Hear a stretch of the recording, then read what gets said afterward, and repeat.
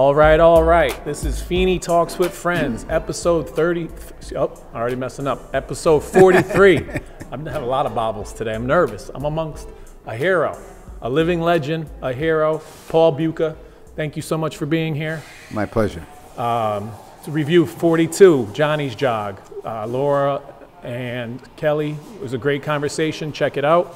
This is all possible because of Dave and Direct Line Media and Cody and Will from WeHa Roasting and Brewing, and also possible for your daughters, right? Heather and Becky, and your granddaughter, Matilda.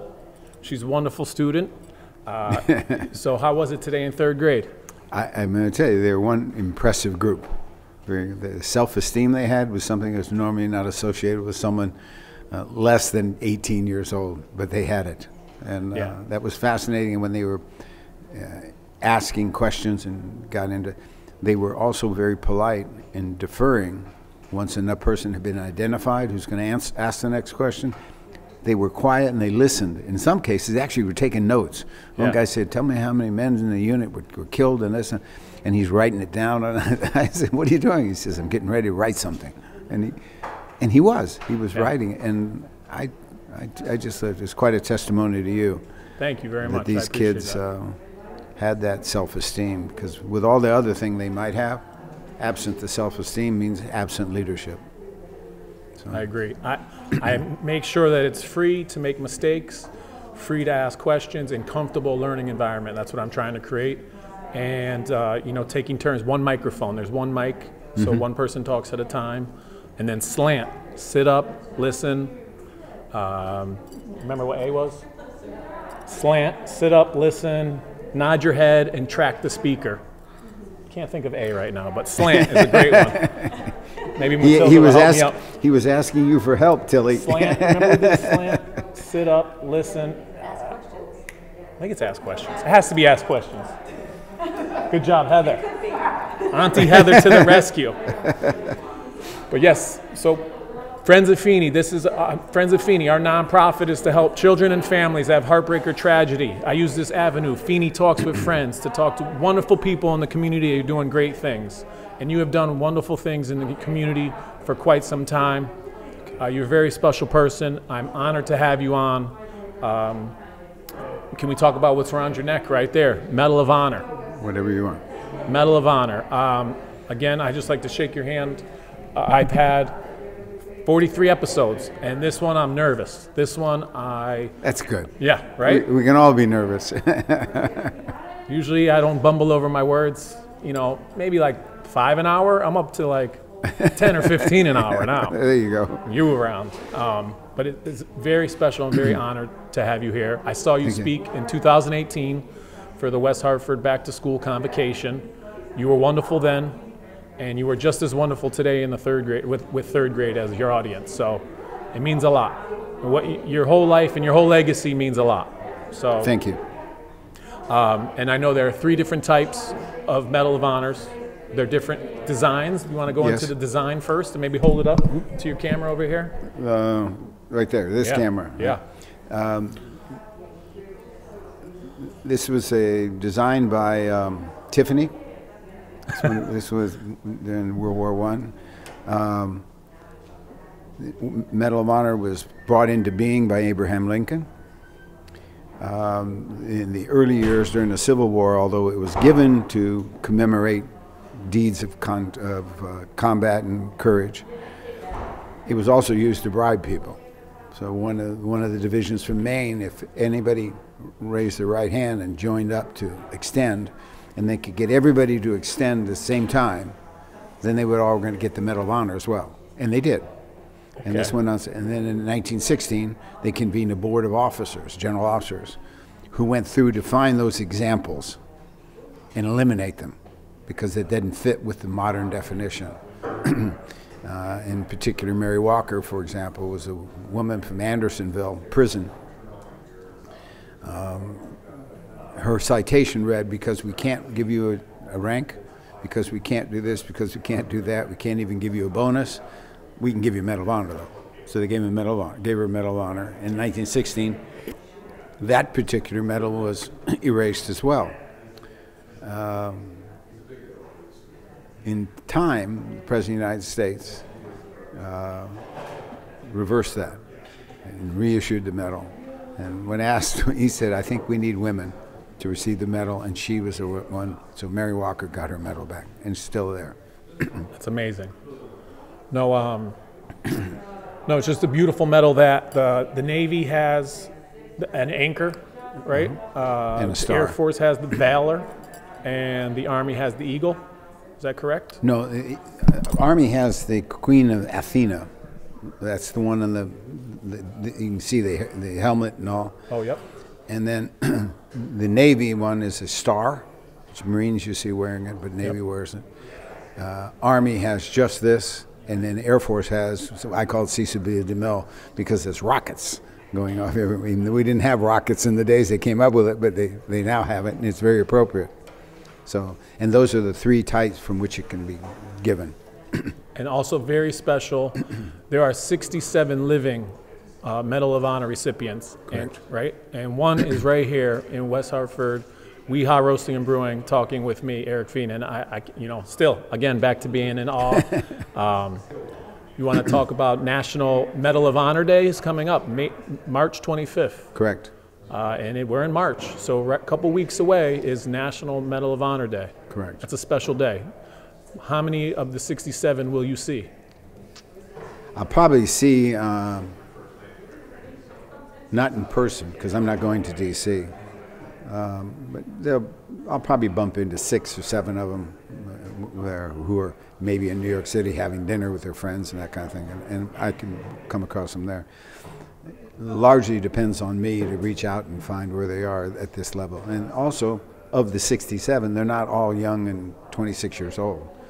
Yeah, so a good many of them are well over the expected life expectancy.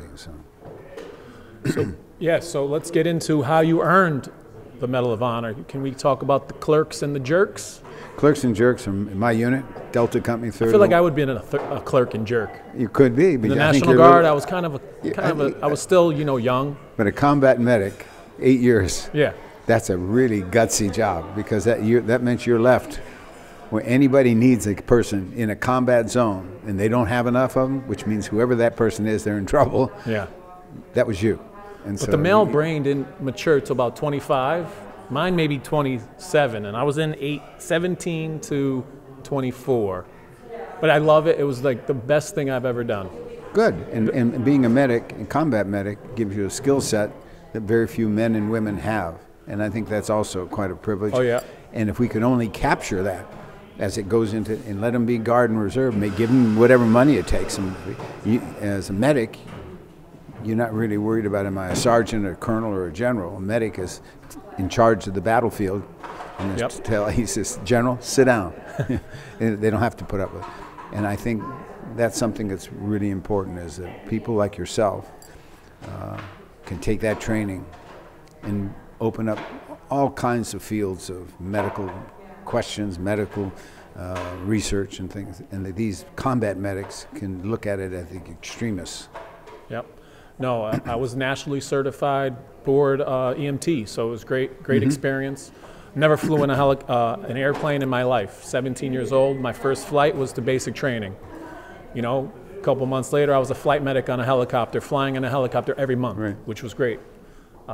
Just meeting people, traveling, getting that discipline, getting yelled at, was all great, great experience. I used to give IVs and shots to people that are on deployment. I wore my dog tags today. So, you can't going to get lost. That's a good thing. You got the Medal of Honor. I got my dog tags. There you go. So Clerks and Jerks. Sorry to cut you off, but that 1968. Okay. D squad, D platoon, D Delta. Which is D, same thing. Yeah. So no, amazing we had stuff. Because of who we were, the Clerks and Jerks meant that my unit was formed as the next expansion unit, and it was the last unit to be formed. So all of the excess baggage would be scarfed up by anybody. Whatever was left after that, when no one wanted anybody, those were mine. Like the misfits. And the land of misfit toys. These guys, You know, like one of them, I yelled, I said, look, when I'm coming up the stairs, I don't expect you to slam your butt back on the door. He cut me off and says, you know, I'm not going to be hanging around here much longer. And I said, why? He says, I checked you out. You don't know spit about the Army. And I said, well, I might know a little bit. My dad was in the Army. He says, well, you're not your dad. And I said, what's wrong? And he said, you've never been to combat. We're going to go over, and because of this unit, we're never going to have peace. And if we have an inept leader, we're finished. So I'd rather be in prison. Wow, what a judgment that was. And 5 days, 6 days later, we would maneuvered our units and everything up. They looked at us and they said, if this unit wants this stuff, they request it, deny it, just let them go, and I'll follow up on it. And so we ended up being the ready reaction force for General Westmoreland. Now, he happened to be my teacher when I was at West Point. He was the superintendent there. And his wife was the sponsor of the swimming team, both of which, I knew them both very well. And he told me, he said, you know, the 187th was my unit, his unit. He was the 101st Airborne with the 187th. I said, that's what I am. He says, I know, I'm the general. And I said, oh, got it, sir. And he said, whatever it is, I just want you to follow the rules that you've been taught.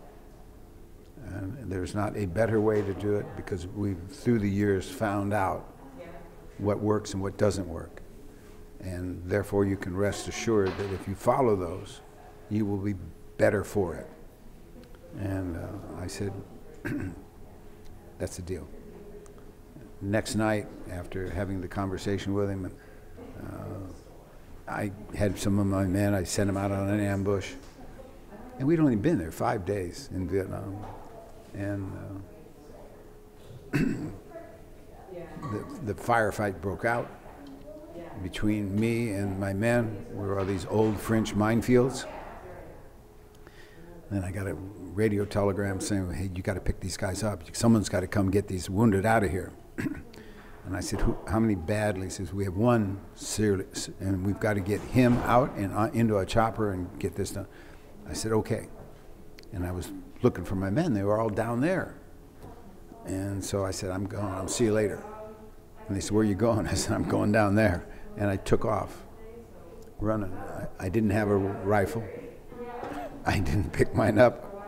I ran down there, helped the men, grabbed the sergeant that was wounded, threw him on my shoulders, and I took off as hard as I could, running with him, and got him up there. And the next day, they announced decorations.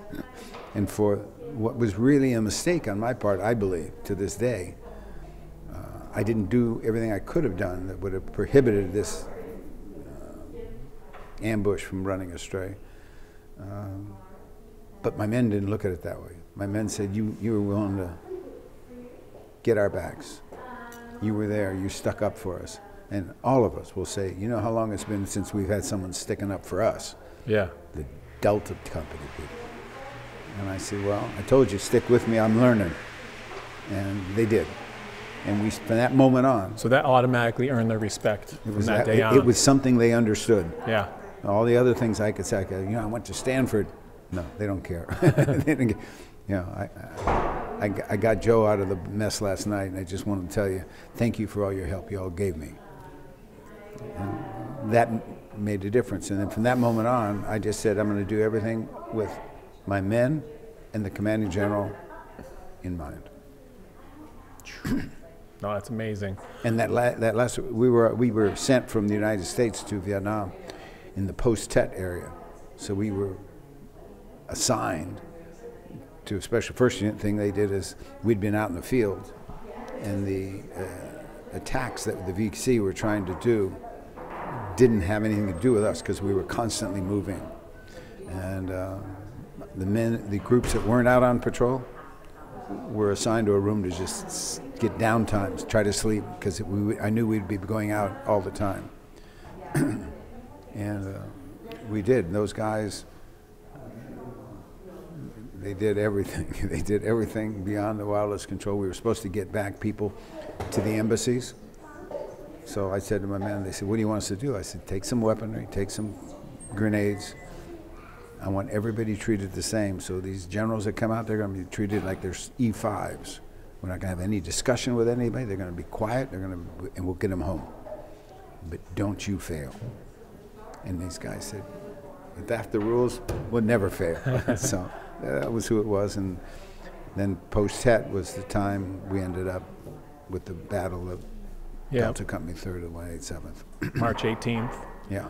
You had... Actually went on 16, 17, 18, and 19. Gotcha. And you made your unit look bigger than it actually was? Well, that was the idea. Right? Where did that idea come from, and how did you deliver that to your troops? Well, I was sitting there and I thought of it, and I said to my RTO, whose captains are welded to their radio telephone operators because they share things. And he said, what do you think about it, sir? I said, I've got to get some image that we're a massive unit that sits astride all the fields. And those men have to be convinced that if they show themselves the right way and we cover ourselves with shot, munitions, we can be safe and we can also give a misleadingly large presence. And what I told everybody, when I say a number, if I say 2, number 2 man waits, I say 3, 4. Then he will throw from over here on this side, he will throw 3 and 4 in grenade form.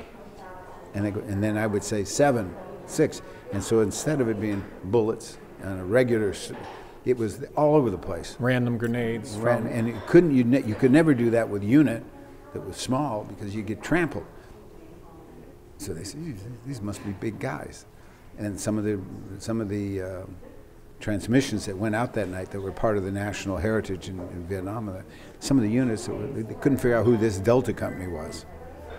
And I realized, no, because we just got here. We got there 90 days earlier. And but we were same old Delta Company. We still thought we were the best. And we knew that we would never let each other down. My men would not take, for example, they would say, we're going to send some trucks to pick your people up. We said, no, we'll walk. And just a pride factor, or just like, we don't need your help kind of deal?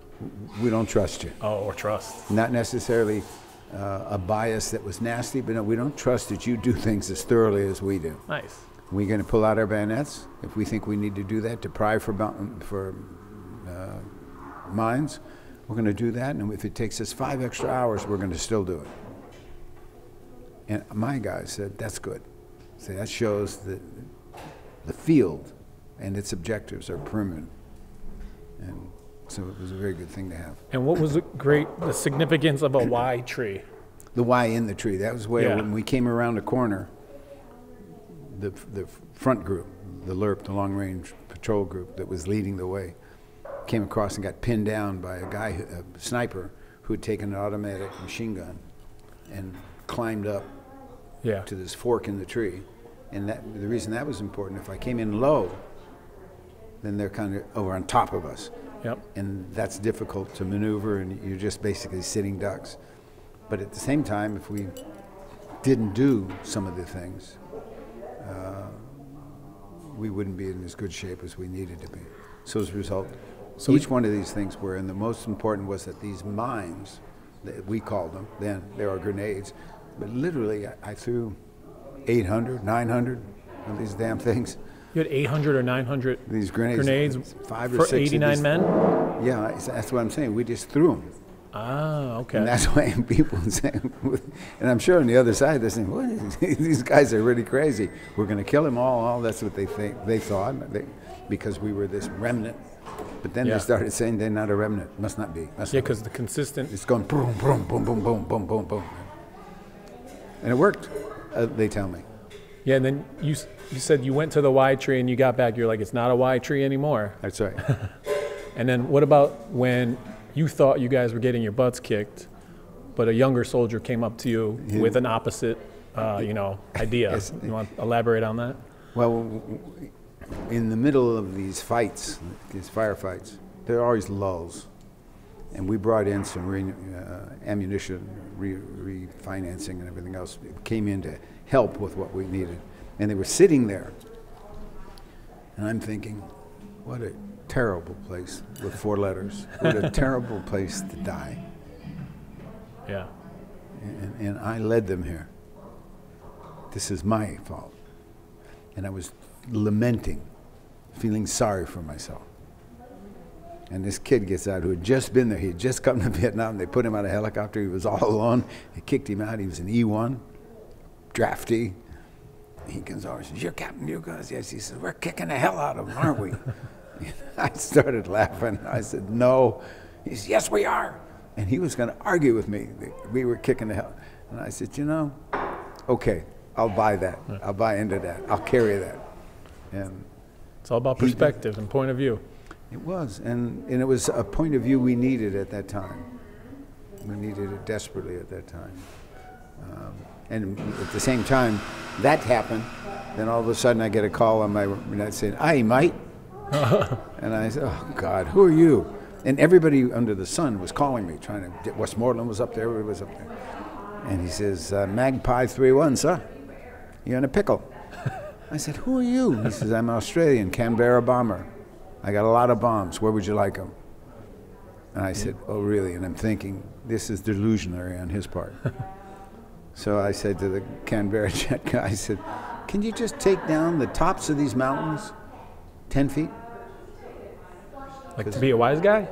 It would decrease the angle of firing so that I could go further." Gotcha.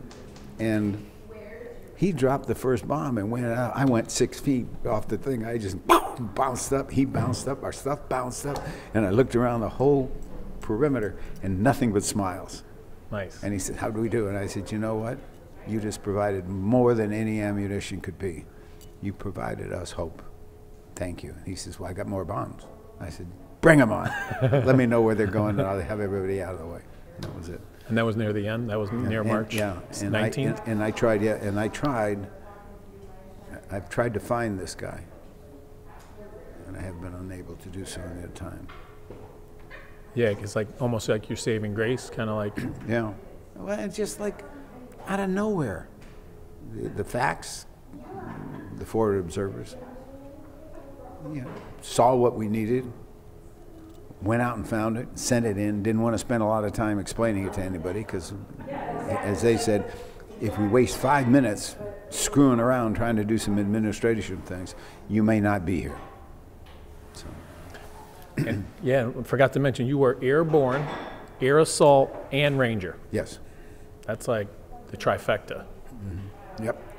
It doesn't get, I mean, maybe Navy SEAL would have been in there somewhere. I think that they're different skill sets. The Ranger skill sets have a requirement of some consistency, unit to unit. They aren't totally alone. The SEALs are mobilized as a unit, and if they need reinforcement, it comes from that unit. Whereas in our case, we had Ranger groups, we had airborne groups. We didn't use the airborne jumping asset that we had. Only one did. 173 had it, but we didn't. But what we most importantly had consistency as we took chain of command, transferred it on, and you knew there was a consistency that was there. Did you wear maroon berets? No. That's newer, obviously. You didn't, well. Or no? We wore helmets. I guess I deserve that one. All right, that was a good icebreaker. How about the Green Berets or the Rangers? Did you have Green Berets, or you wore helmets then too? We wore helmets. This is war, and this is the other thing. I'm not saying while you were in Vietnam you were going around with a beret, but yes. No. Thanks, guys. Even when you come back, you wear these helmets, the headgear. All right. And therefore, if I'm in the airborne, I get a red beret. In the old days, you got a baseball cap. You don't get that anymore. Okay. And then the next thing after that one is if you're a Ranger, you get a buff colored. And then each one of these had now their own, and they were all berets of some kind because people thought there was something special. Yeah. And Rick Shinseki, who was the chief of staff of the Army, he was a classmate of mine from West Point, he said, I had all these people wearing these stupid-looking baseball caps. So I said to the people, by tomorrow I want to have 150,000 berets here, and we're going to put them on everybody's heads. And they did, and the difference in morale was like that. Now, we were out in the field, so we never took anything off. We wore our flak vests, we wore our headgear, because that was a way to be safe. How many jumps do you have? Do you know, do you have a count of your airborne jumps? Like 25, something like that, because I went to jump school during going to Stanford, and then I was in the 101st, which did not do any jumping. So I should have had younger soldier, but. And what about the Ranger training? Did you go like weeks without sleep 9 and weeks. food? Oh, yeah. Food, sleep, all that deprivation is all true? Yeah, the 18-mile hike that we had was at night at the end of 2 days of walking, so that you were exhausted and hallucinatory. Yeah. And when you walked, they took you through a pine forest, so you're walking on something that's soft. It's like walking on a mattress. You just want to lay down in it? And you go, you're out, and you're wacko. And that was the last final thing. And it was a great test because we listened to people. Now, my guys used that same training that they had, how to use the accepted training for a Ranger unit, even though we weren't a Ranger unit. That I was Ranger, but they weren't yet. We did all the things that the Rangers were doing. And then beyond that, we were given the responsibility of being the ready reaction force, which meant, I would be listening to the net, and it would say, Echo Company confronted this, and that. And it would be like Echo Company's confronting 6 tanks and all this, and I'd be by 70 people, and they would say, with no armor whatsoever, okay, Delta, get ready, you're going in. And we would think, why do we have to go in? And the reason was pretty simple. Westmoreland, that was what he expected. That's amazing. And he also told me, I was told by a colonel that I had to quit the field. He wanted me to take the unit and get out. And I said, no. I said, we're going to stay here. We've done our fighting, but we're going to stay here. And then after we came out the next morning and we had consolidated our base, the colonel called me up and said, I think I'd like you to take the unit and move it up at the lead and all that. And I said, sir, we gave to the altar last night. We're not giving today. Wow. And then where did you get all your leadership qualities? Was it more nurture nature? Was it your upbringing through your schools or your father or? All of the above is what I would say. The difference is that I'm a believer in military manuals, military policy, military findings. I believe it a lot. For example, if you're going to cross a road in a combat zone, you are supposed to spread the troops maybe a mile, maybe half mile, so that there is now one exposed person or a big group that's exposed, because no sniper's going to shoot one guy that's over there if there's maybe 180. Mm-hmm. They're going to try to make this work. And for some reason, some people in the military throw that out. They got their own idea. I don't believe in that. I believe you take the most thorough, most meaningful, most serious military reaction response, and you follow it to its core. And you tell everybody you must be on point at all times, even if you're alone. And that's how we're going to get out of here. And that's what they do, and that's what we did. Yeah, because back in 2018, you spoke to all the West Hartford teachers. Dave's going to have this in color, mm-hmm. But and you had the 5 key steps to leadership. Right. Number 1, remember number 1? Yes. Oh yeah. Honor. Confidence, competence, compassion, and humility. Yeah.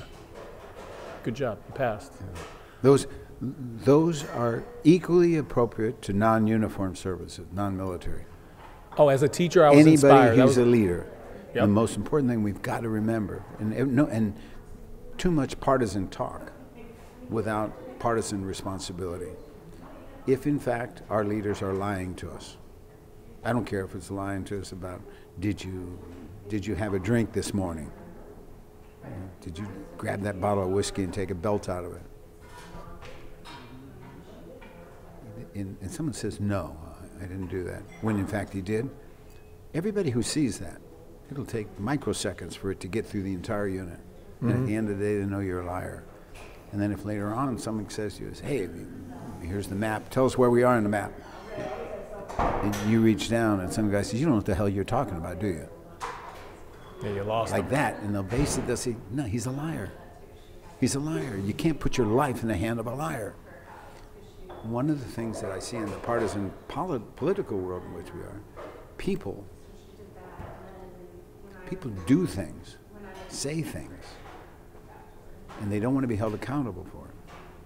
They also find that people won't follow them. Well, I wouldn't follow them either. Yeah. And we've got to teach police, we've got to teach teachers, everybody that's in a leadership position has to know that the bedrock upon which leadership is built is honor. Honor. And then we need to instill or find or work or train confidence.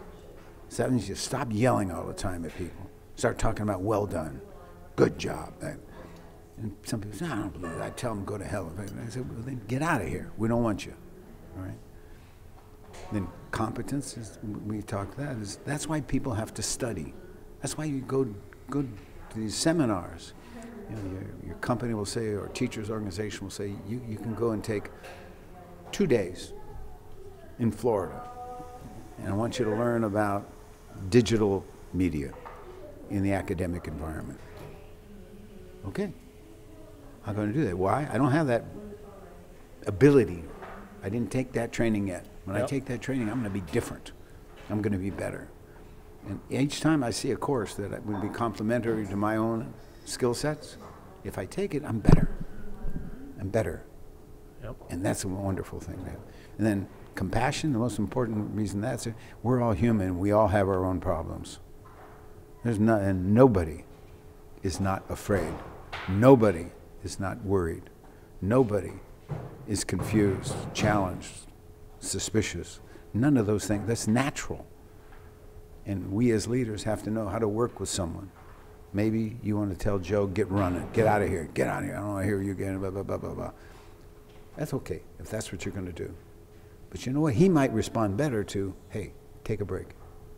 Mm-hmm. Take a break. You're going to be all right. Good job. Take a break.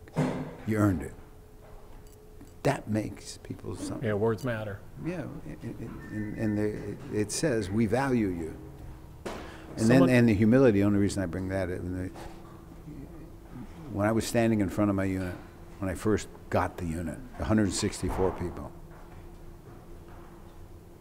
I looked at those guys and half of them were twice my age.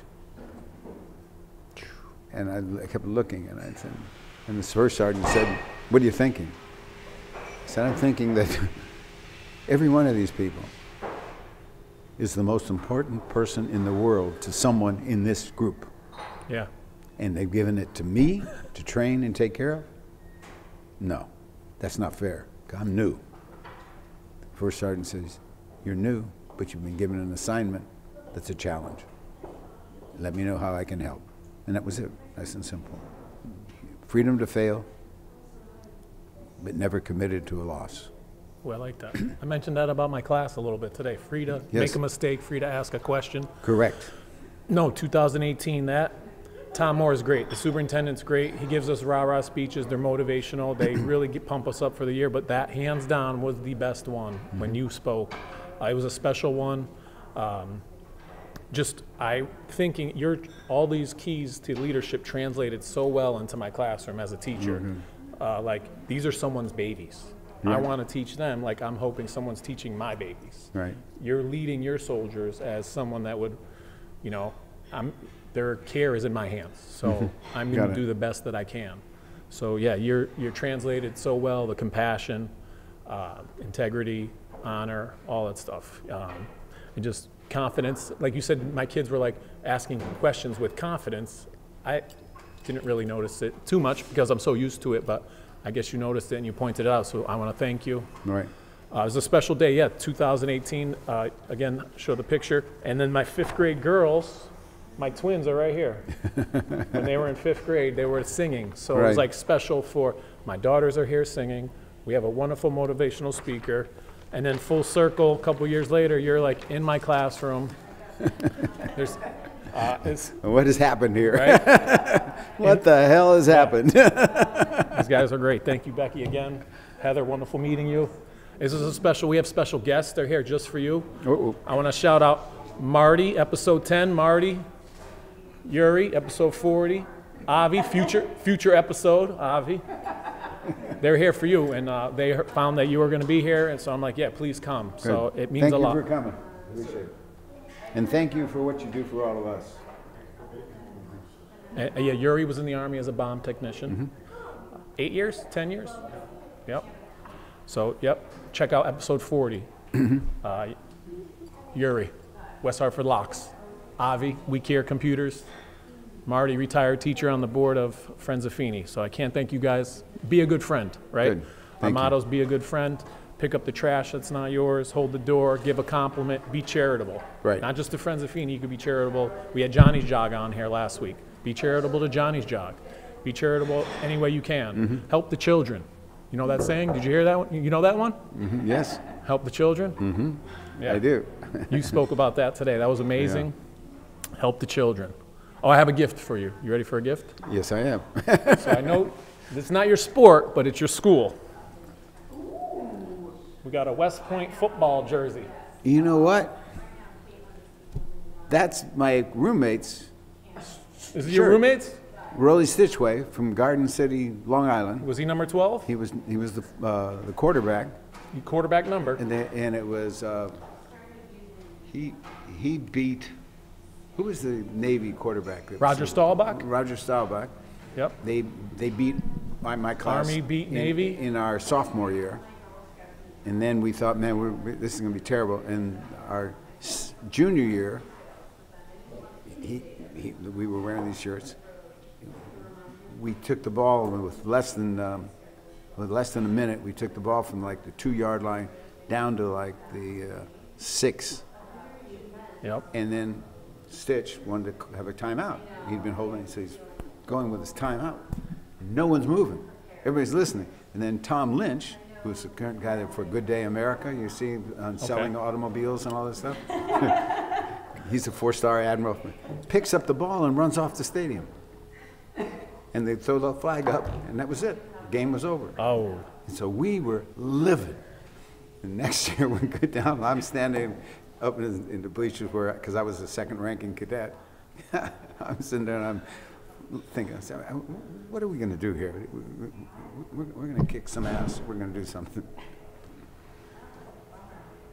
One of the guys who went Navy said, buddy, I'll take care of it. He said, what are you going to do? He said, I don't know. Between me and that guy, I'll know. He walks down the stadium, out on the field, and goes, bang! Cold cocks the head of the Naval Academy cadets. I said, whoa! You took care of it. And the guy got up like, holy God, what happened? So that's hilarious. Rolly Stitchway. That's it. Rolly Stitchway? Stitchway. You still around? Oh, yeah. Is he a good friend? What makes Rolly a good friend? Raleigh or Rolly? Rolly, I call him. Some people call him Raleigh, but it's Rolly. What makes him a good friend?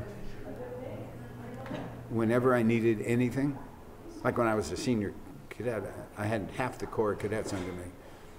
I could always turn to him and say, is this right or wrong that I'm doing? And he would say, yes, no. But then he would back whatever decision I made. Nice. He would be there as a friend. And a mentor, even as a kid, even though we're peers, he was like a mentor to me too. And he was a hell of a football player. All right, this is for you. So I know. Thank you. I know. Thank you very much. I know you were an All-American swimmer. Right. At West Point. That's right. So that must have helped Ranger training and. No swimming in Ranger. Oh, no. Yeah, no, it is. It's swamp section. Yeah. When I got to Florida to the school, he called me over, and the colonel in charge, he said, "Now you know you're going to be point." I said, well, how long do I have to be point? Because in swamps, the way you get through the swamp is you push the cottonmouths and moccasins out of the way with your hands. Ooh. So I said, okay, I can do this. And my thought being, they'd never have me do something that wasn't safe. And but you had a good stroke. yeah, you had that. And he just said, you're going to be point. And anytime there's a water thing, we're just not going to waste our time on this now. And it was good. It was good. And it was nice having a job too. A lead blocker. It was like for a the lead snakes. blocker. You got it. Yeah, absolutely. So. And then you have a Medal of Honor is also in West Point because Correct. of the All-American Swimmer.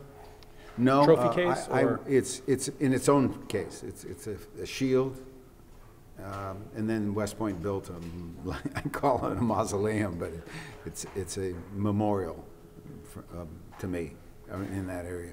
But what the Medal of Honor and various other things I have are on display.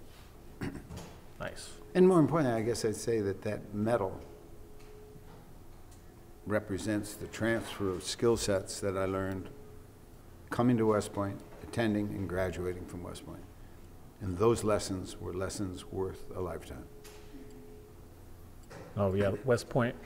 You know, I get so rah-rah in the Army. We're like bayonet training. They're like yelling at you, what makes the green grass grow? And we're like, I'm 18. Blood makes the green grass grow. I'm thinking, this is kind of crazy and psychotic. But Good after reason. a month of that, you're like, listen, I'm signing up for airborne training. I'm going to jump out of a plane. I want to be a ranger. I don't want to eat for a month. I want to eat bugs and just survive. Because they kind of gas you up. You feel great. That's just that was my take on it. What'd you say? That goes being, I would have been a clerk or a jerk. So. Once a clerk and a jerk, though, always a clerk and a jerk. And then you have, in addition to that, so you're, fast forward a little bit, you become a professor, MBA professor at Stanford or at West Point? I'm confused. When I was a professor, Yeah. it was a course I wrote for managerial economics is what it really was. Nice. Where? To be taught to the senior cadets. Okay. Oh, what about freshman year? Is it plebe or knob? Plebe. Plebe. You got any plebe stories? Well, the one thing That I you can guess share? is that if you, at West Point in those days, and maybe it's even still this, if you broke an academy record, you would win a major A, which means the varsity A.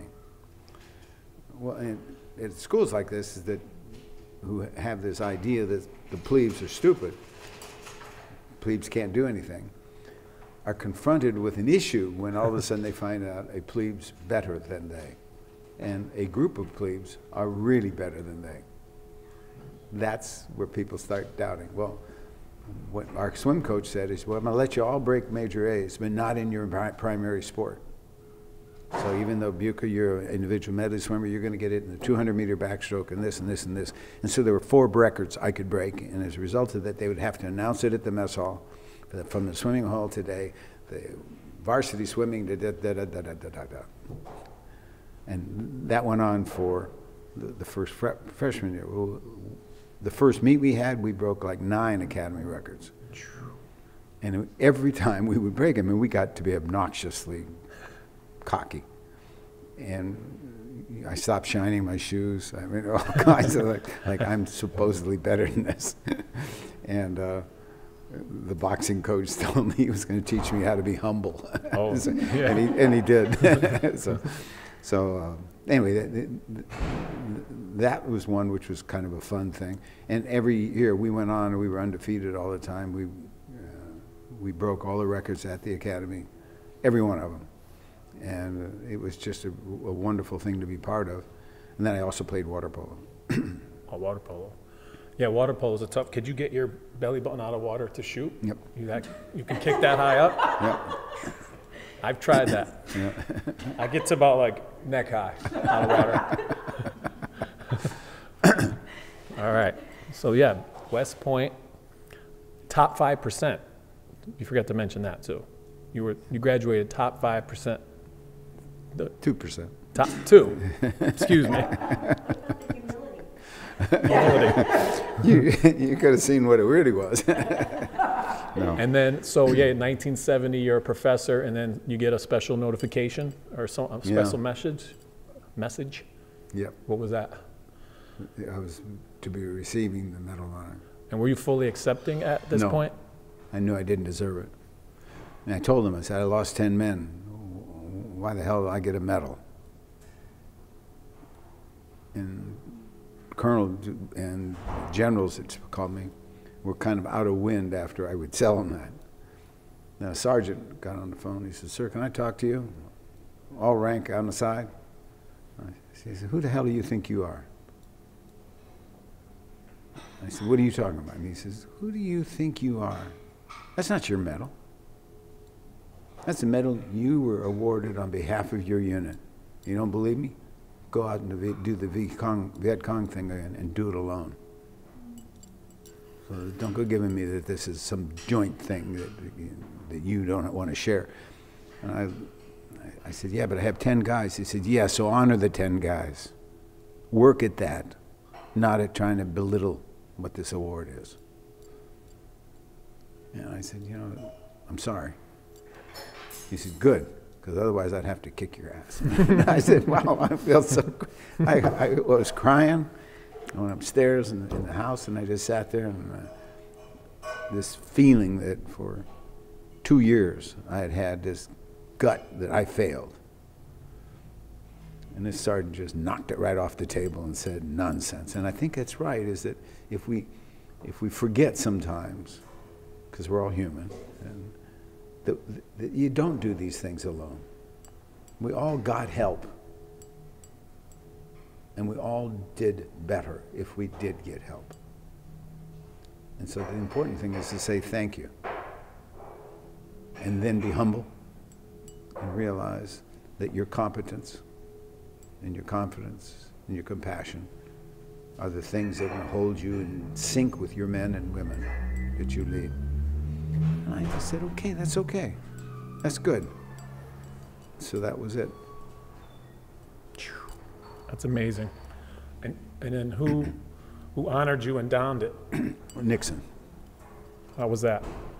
Okay, although just okay. My sister, my younger sister, said, because no one did, she said, oh, Mr. President, my father's Colonel Bucha.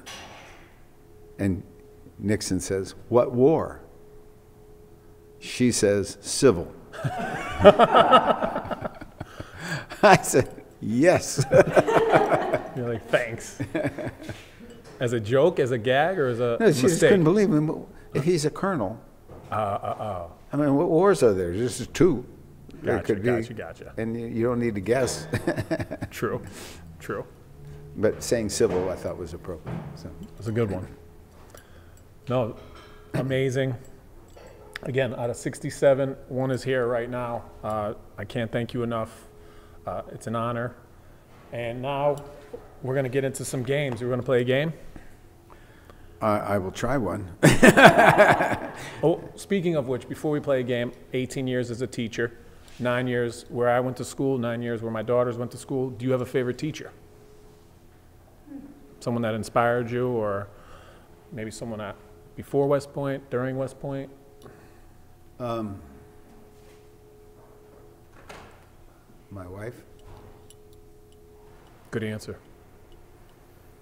Mm-hmm. What's her name? Cynthia Chintz.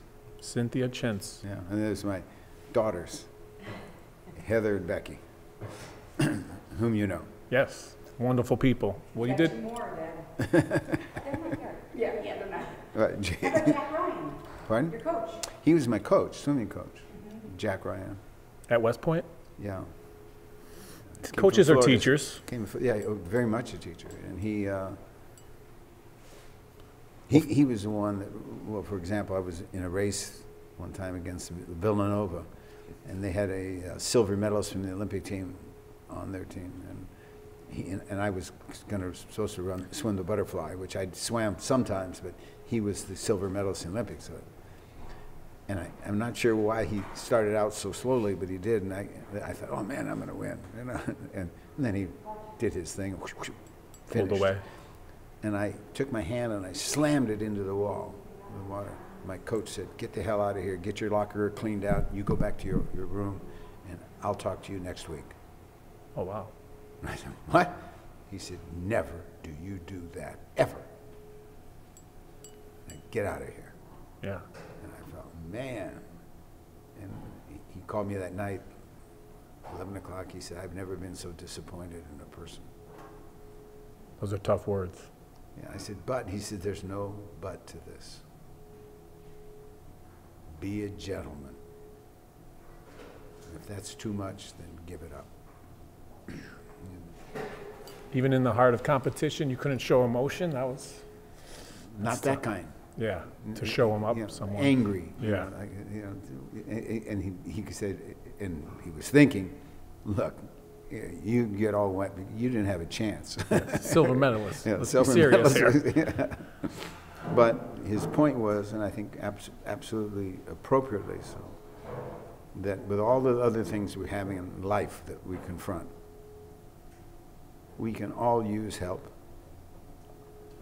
But among the graces that we have to offer, our willingness to succeed without fame or notoriety.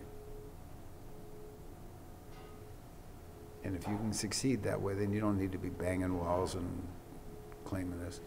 And my son showed me something when he was playing football. He was a lineman, and he would block them, and he would always pick them up. And the guys he knocked down, he went over and picked them up. Oh, yep. And when he went on to Stanford and he was a rugby player, I was asking, so I said, "Where's this?" And the guy said, "I don't know." I said, "Well, who's over here?" He says, "Well, there's some guy, new student, and he's going to be one of our stars." And then he said, and he hits these guys, and he knocks them out, and then he goes over and picks them up. But then he shakes them a little bit and throws them down again. And I laughed. I said, "Yeah, that's true." And I looked, and there he was. He said, "That's my son." Oh. So, Your son was the one knocking him down and picking him Yeah. up? Oh, wow, all right. So the apple doesn't fall far from the tree. You passed it on. yeah. No, Matilda, I mean, the apple keeps growing, and your network and your spider web is continuing. Just want to let you know, as her teacher, she cares for all the classmates. When she's done, she's looking to help. She's willing to pass out papers. She's willing to just be a good friend. We stress be a good friend in school too, and she's just, Great. no matter, you saw the diversity in class, and just with needs, with economics, with ability, and just, it's amazing. And she's just a very, very good kid. So, I mean, I don't know if she's here and she heard what I said, She but is. she's phenomenal. And she's among many that do that. So, Good. but It's wonderful. That's a So, compliment to you, though. thank you. Well, and you. I'm giving the compliment to you. Well, thank you very much. That's kind. But And speaking of Matilda, Becky gets some. Becky, and we do book projects, and Matilda made this beautiful shirt. This is my. a book. Huh. Pacey Packer, Unicorn Tracker. Uh-huh. And she knows my favorite number is 12. Oh, so you want Stitchway's shirt.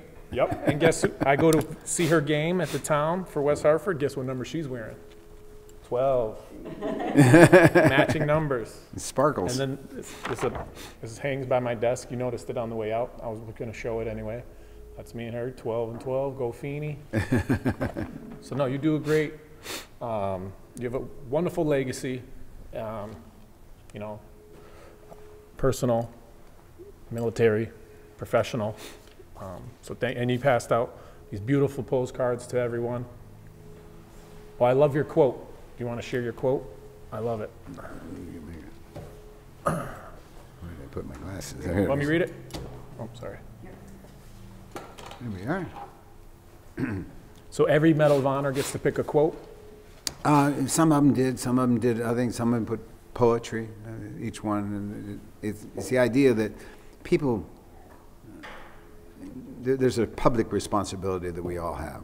And people go out of their way, and they buy coins and like that, and do all these kinds of things to help people. And the society, the Medal of Honor Society, said to us, look, instead of you just screeching around for a little teeny business card, let's give them a substantive one that takes from the books that are the founding of the society. This is mine from that book. And the spirit of Abraham Lincoln is, any nation that does not honor its heroes will not long endure. And the other is, the Medal of Honor is proof that ordinary men and women have within them the potential to challenge fate and literally change the course of history. It only requires the courage to try. No, I love it.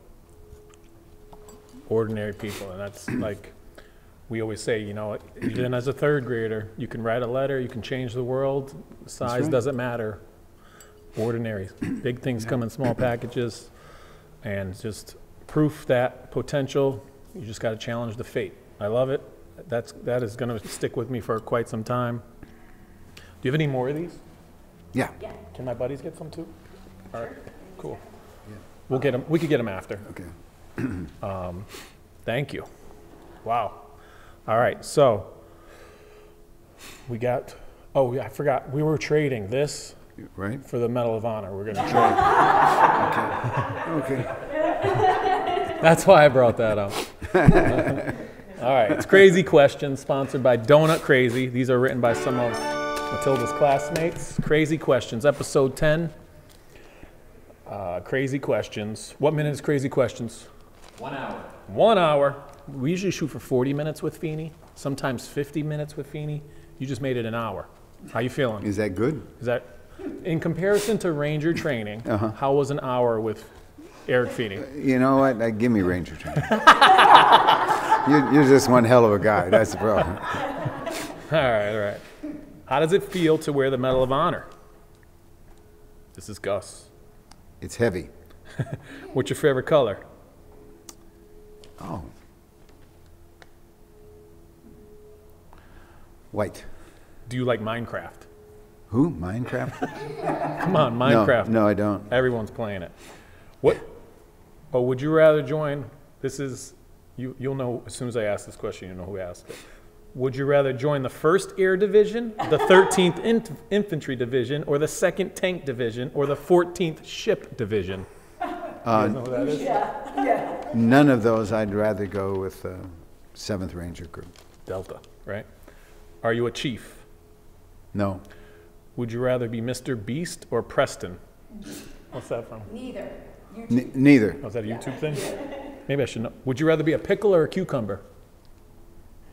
Oh, pickle. Do you watch Roblox videos? No.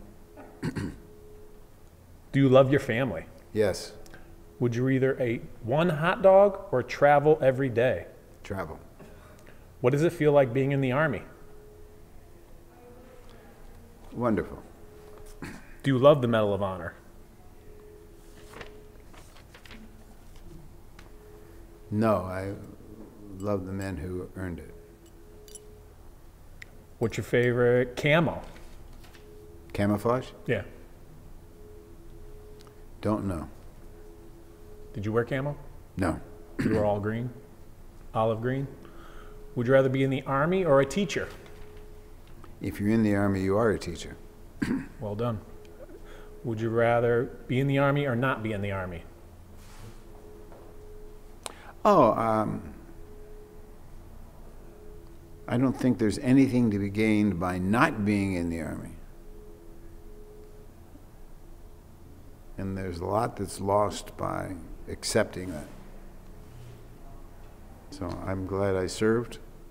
Everybody I know who has served said that was a wonderful part of their life, and it changed much of what they thought. In that context, you as a combat medic with 8 years experience and the training to go with it puts you in a very rare atmosphere. It's not the same as being a nurse. My medic died, got the Distinguished Service Cross. He was completing his 4th tracheotomy in front of a pillbox that the Viet Cong had manned and were trying to shoot, but he had gotten so close to the pillbox they had trouble shooting down on him.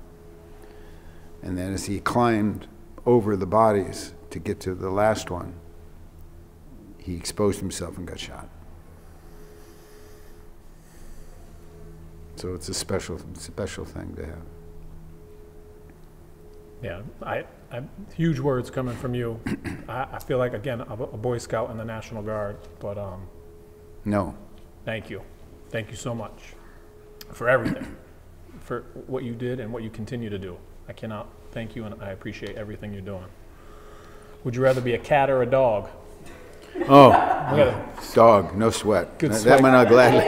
I'm not. If a cat comes into a room, the cat looks around the room, and walks over and lays down on me, and I don't like cats. But this cat's looking at me like. Yep, they know.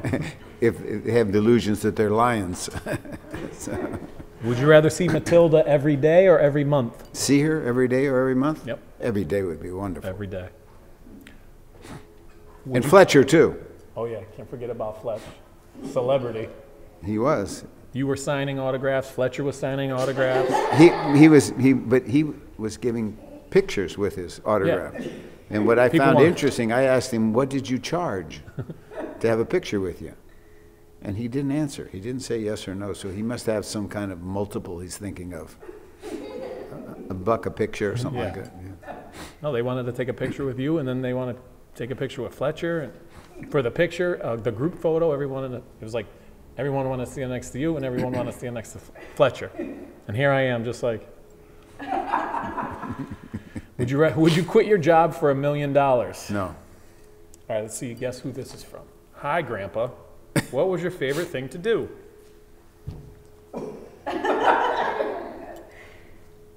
In general?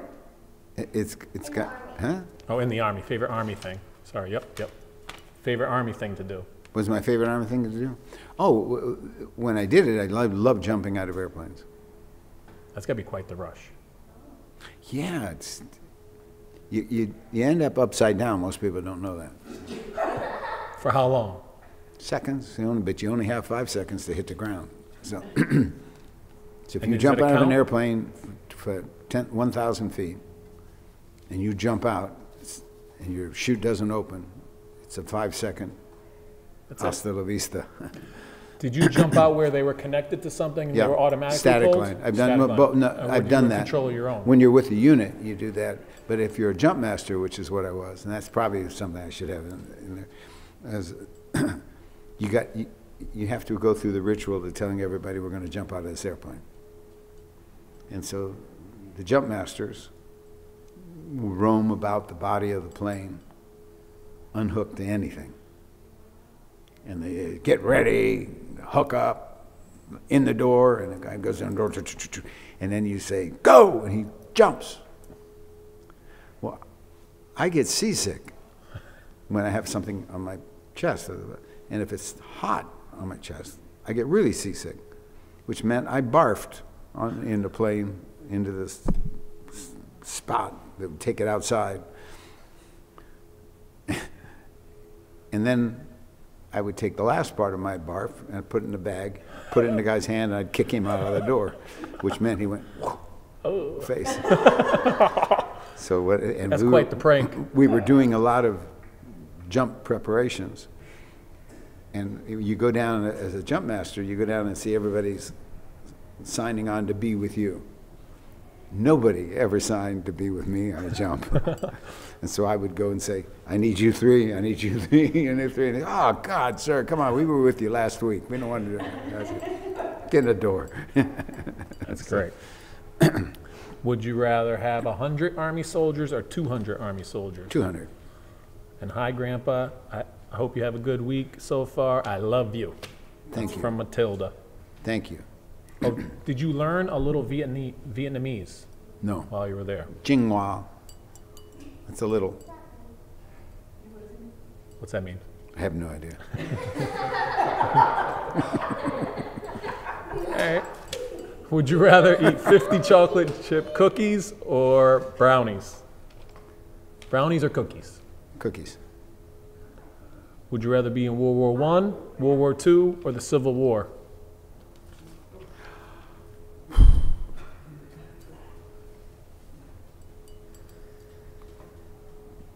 II. War can get better. True. And how long were you in the Army? 7 years, and then four, including, not including, but then you make it 11 years if you add West Point, where we were subject to the military code of conduct. Yep. Do you have any Army friends? Oh yeah. Were you scared the first time you were in the jungle? No. That's good. What did you eat? You said sea rations. I brought out an MRE. Chicken noodle soup with vegetables and sauce. I have the cutest little hot sauce in here. Yuri remembers these. I'm delusional about something because I think when I see them wrapped like that, and I remember when I did have them, somehow I've convinced myself that I like them. Right? Oh, yeah. And I don't like them. It's like a little packet. You Terrible. slid it in another packet. You poured water in it. It like chemical reaction heated it up. Just think what you just described. Oh. Not something you would want to eat, right? And there are hot dogs in You there. got It's it. just... Yeah. All right, these are good ones. Why did you join the Army? Why did I join the Army?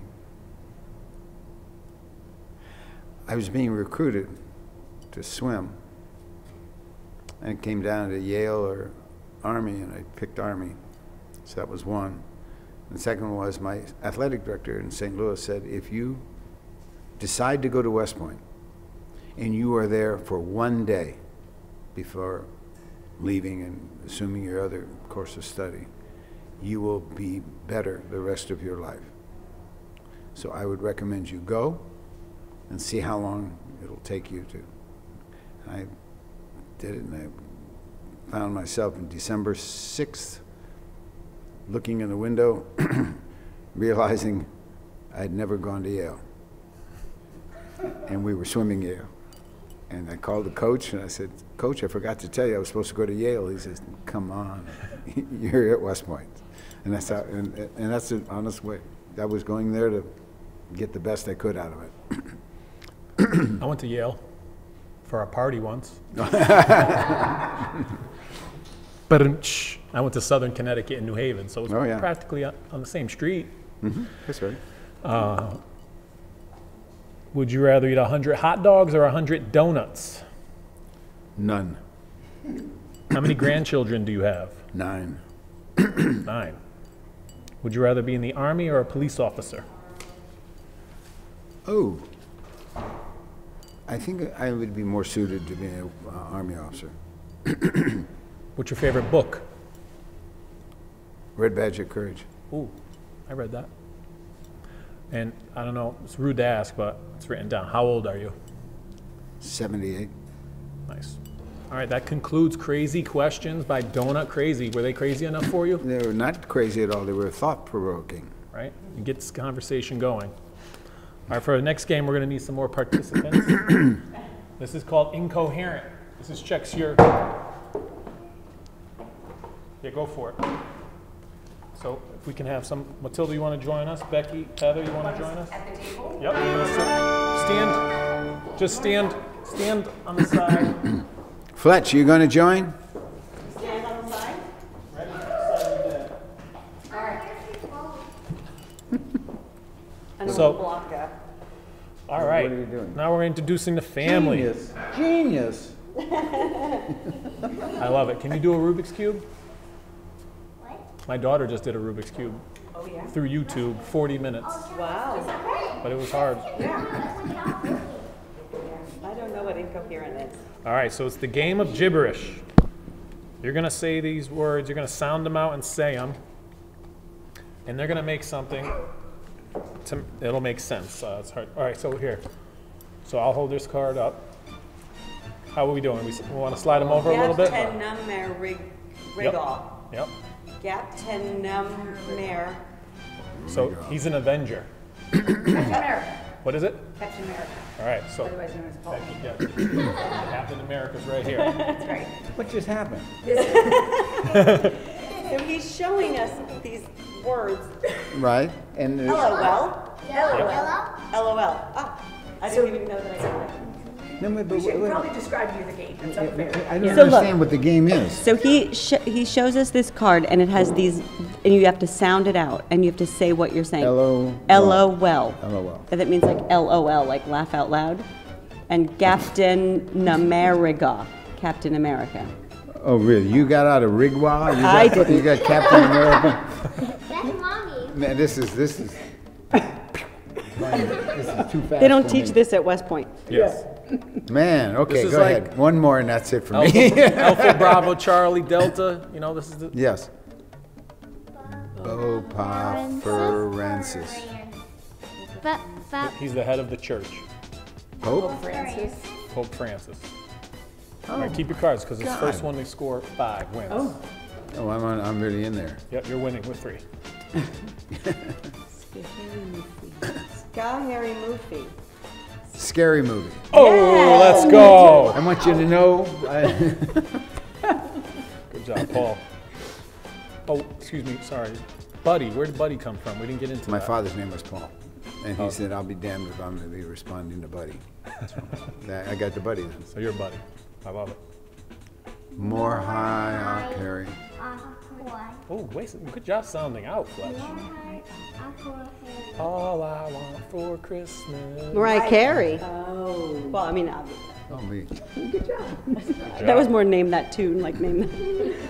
American, can I, American Idol. can it toll? American Idol. Yeah. American Idol. Yeah. Becky, Oh, I didn't know we were supposed to be holding on to these. you got all the bukas in the picture? Bukas? You.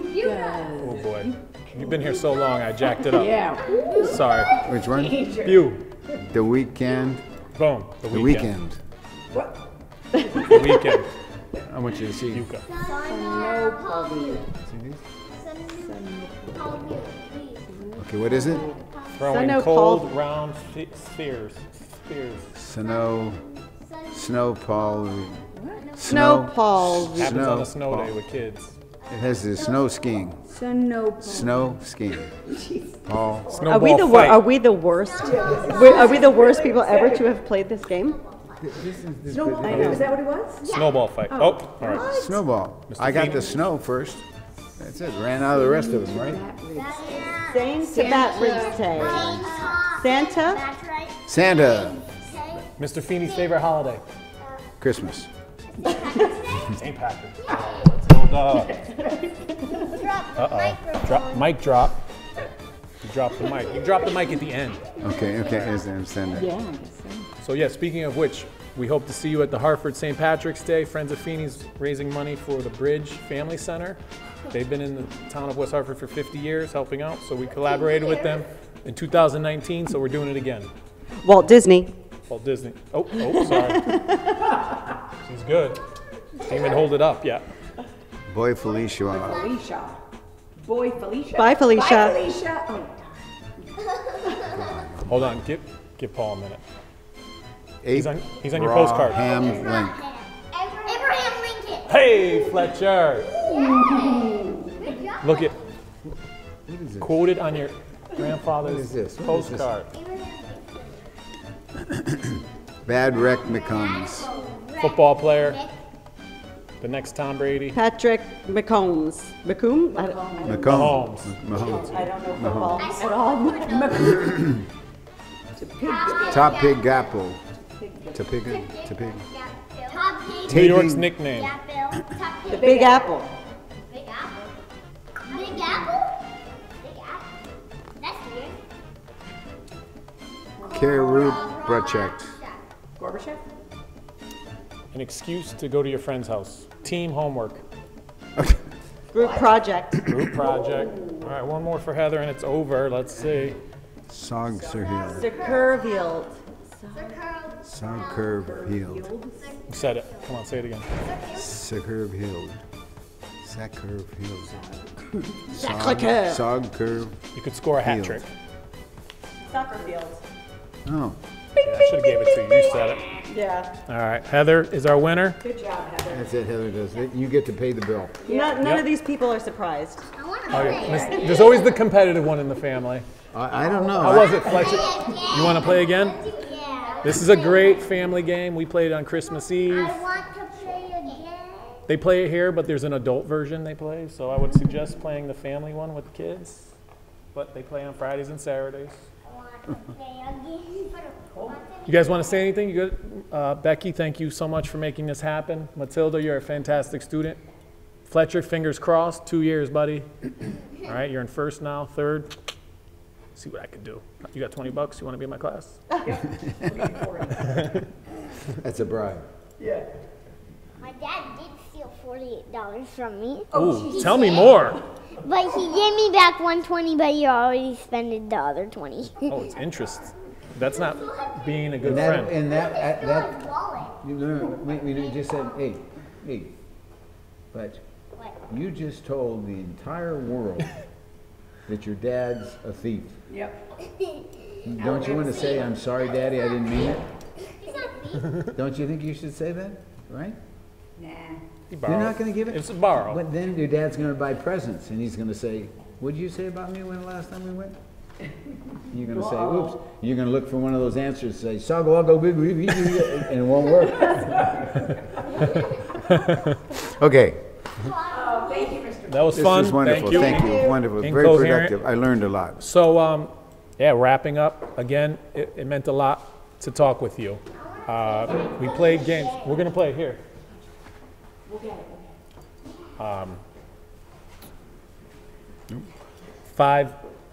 Your pillars of leadership, amazing. Translated well as a teacher in 2018 and still with me. So thank you for that. Thank you for spending time to speak to my third graders today.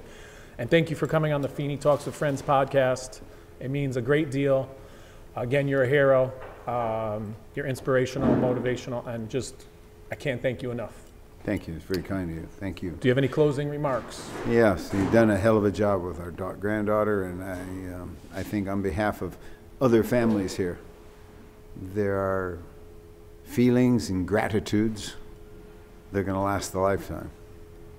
And you earned it, all of it. So thank you very much, and congratulations. Thank you so much. That means so much. I really appreciate that.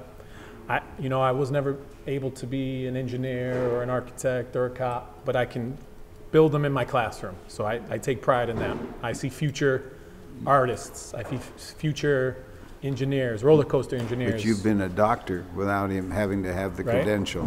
Yep. And that is tremendous. So, I mean, I'm in awe of combat vets. So, Thank you. Well, thank you, Paul. Thank you for the whole Bucha. I'm going to say it wrong again. Bucha. I'm nervous. Bucha. No, it meant a lot. Thank you for my friends for showing up. Marty, Yuri, Avi. Thank you, Dave from Direct Line Media. Thank you, Will and Cody at WeHa Roasting and Brewing. Thank you to our sponsors. Oh, we have sponsors. Gastro Park, The Fix IV. Thank you so much for sponsoring. Donut Crazy, Crazy Questions. We're looking for more sponsors. We're looking for more guests. No one's going to top this guest, but we're looking for more guests. So 43 was a very important one. Thank you so much, Paul. And on three, buddy, Paul. thank Captain. you. Yes. Whatever you call. That's good. And then on three, we'll say be a good friend. Okay, One, thank two, three.